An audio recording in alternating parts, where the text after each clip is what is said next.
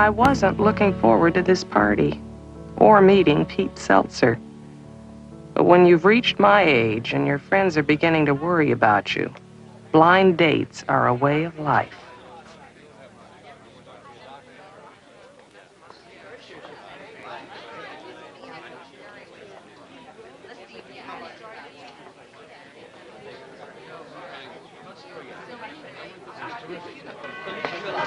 Hi, Till. Hey. Hi, Tilly. Yes, you see. Oh, but Tilly! I remember. Oh, hey, Bert. You look great, baby. Just great. Thank you. I have a magic comb. Tell you what, mingle for about 15 minutes and slip upstairs to my bedroom. I'll be waiting. Is Bert serious, or is he just trying to be a good host? Well, either way, you're going to be disappointed. How would a wife know? How indeed. Brava.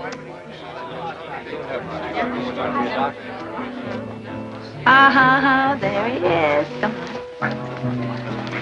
Hi, Tilly. Hey, try it. Gruff, but he has a heart of gold. This is Pete Seltzer. This is Tilly Schlein. All right. I'm going to make a great effort to ride. No, please, don't get up. Oh, she's darling.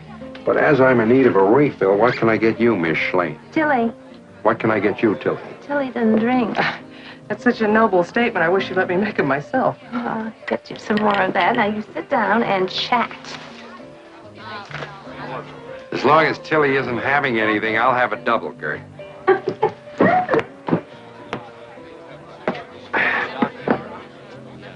Gertrude says chat. I guess we chat, right? Right.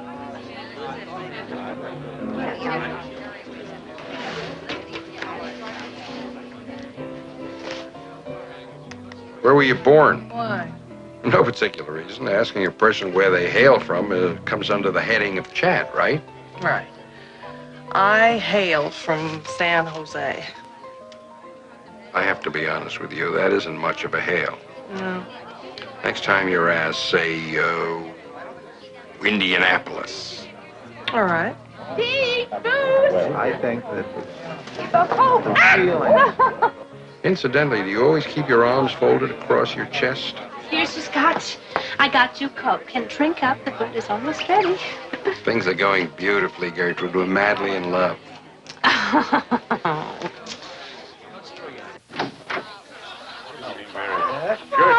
Hi, dear. Cup. Oh, damn. There's Gert and her priest again. Oh, God, one of those. Good evening, Father. I think you know most everyone here, Mr. Ford. I see Ed Ford every day in the week except Sundays. Sit down, Ed. And what about Pete Seltzer here, Pete? Father Keating. I don't believe we've met. How do you do, Mr. Seltzer? Hi. I didn't know you were asking Father Keating. I demand equal time for my rabbi. Come on. You do have one Jewish grandmother. You're 3/4 Lutheran. Why do you keep insisting that you're Jewish? Because I'm a social climber. Well, I don't think I'll bother with any more introductions. Father Keating knows how informal we are here. Your usual father? Thank you. Gertrude, you don't know how much I enjoy your parties. You know what I gave up to come here tonight? Bingo at the church. Incidentally, Father, is it true what I hear that the bingo games at the church are fixed? Oh, well, I don't know exactly what you mean by fixed. I hear you let converts win. Is that true? I have no mind, Father. No, it's not true, but it's a marvelous idea. Thank you.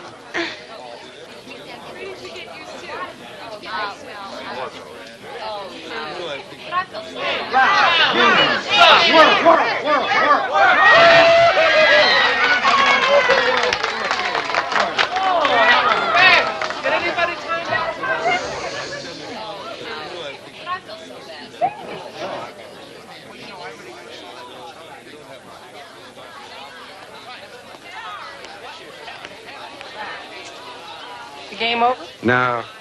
But having Father Keating act out God's in his heaven, all's right with the world, seemed to me a little too much like ass-kissing. Besides, I don't think all's right with the world, do you? Not lately. Why does the clergy think they always have to play the good sport? Oh, please don't interrupt. I'm pretending to be an animal lover. Hey, don't look so sad. You'd look sad, too, if you were just spayed. Oh, no. Why'd they do that? Actually, I think it was her husband that Gertrude wanted altered, but the vet made a mistake. Mes enfants, we need your help. We've had it with charades. We're about to embark on the great adventure. We are going to trap Gertrude into revealing her age. Why do you have to trap her? Why don't you just ask her? Nobody knows how old Gertrude is. Not even Bert, her husband. Gertrude tells her age. She won't even tell us how old her dog is. Now, here's our plan. We'll just be sitting around casually, and Helen Pritchard will bring up John Kennedy. Isn't he marvelous looking? Isn't he a marvelous president, etc., etc.? And then Tilly. That is your name, isn't it? But you just ask a casual question like, who was the first president you ever voted for? And several people will volunteer information. Then it'll be Gertrude. It won't work. That presidential ploy was tried on Gertrude years ago, under Harry Truman, I think. You'll have to do better than that. All right. Have you any ideas? Me? I couldn't care less how old Gertie is. How can you not care? Such a big liberal, such a big progressive. When it comes to something really important like Gertrude's age, won't lift a finger. There are few burdens in life harder to bear than the irritation of a good example. That was rather good. The irritation of a good example. Would have been even better had he bothered to give Mark Twain credit for it. Don't you know about Jimmy Twitchell? He's a cultural Robin Hood. He steals from the witty and gives to the dull. Well, that's not so bad either.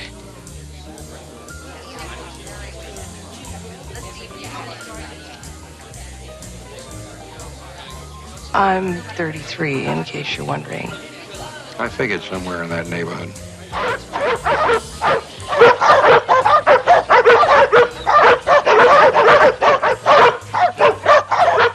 Listen to them. I guess they haven't heard about our operation. I imagine they're just calling a spade a spade. You have possibilities. Thank you. After 12. We turn the clocks back tonight, don't we? Yes. Such a good idea, turning the clocks back. Gives us an extra hour of insomnia. Come on home, dogs. Shall we go? Oh, I have a car. Thanks just the same, though. But I don't. Don't what? Don't have a car. You want me to drop you? No. I'll take you home, and I can get a cab from there, or a cable car, or something. After all, I'm your escort.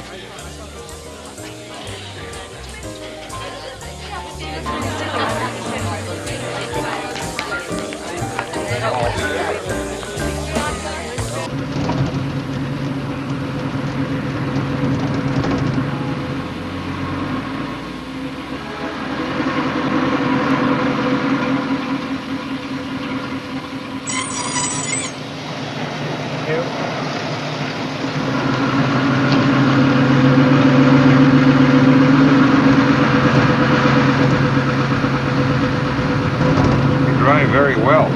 Thank you. Gertrude says you worked for an insurance company? Secretary. If you're wondering, how can she afford a car in San Francisco on a secretary's salary? Well, it isn't much of a salary, but this isn't much of a car. Oh, I see. What kind of work do you do, Pete? Motivational research. We send canvassers out to discover what the people think. Think about what? Products, mostly, what they're looking for in the way of an automatic contaminator or an aftershave mint, things like that. Fascinating products. Anything else? Well, we've just completed a survey for a dietetic shampoo and are now helping to launch a reversible mayonnaise. Lovely. Say, maybe you could help us out. There's a new men's cologne coming out on the market. They're looking for a name. I suggested Armpit. Did they go for it? No. And that, in case you're wondering, is why I have no car.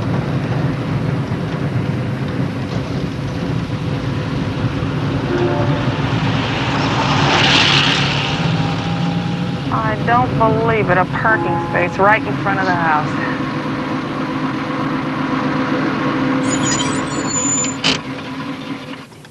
get a cab a couple of blocks from here. Couple of blocks. What's the matter? Aren't you well? I woke up this morning with a touch of something. I don't know what it is. Headache, upset stomach, but I was determined to keep the steak. Something told me. No fever, I can come in. What's the sigh for? General world conditions.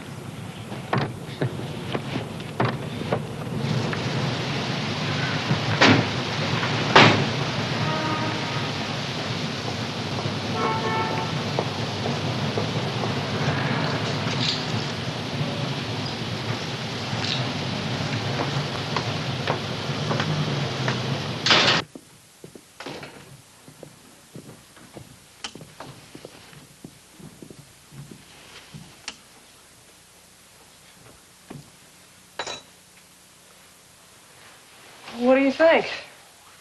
I think you're a fine figure of a woman. I wasn't asking about me. I was asking about the apartment. Oh.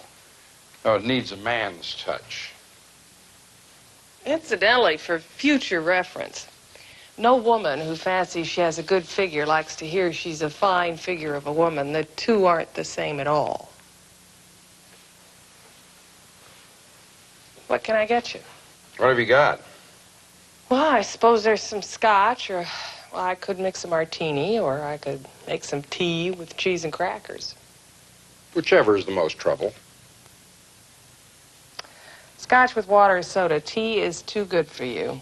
Water. Good, I don't have any soda.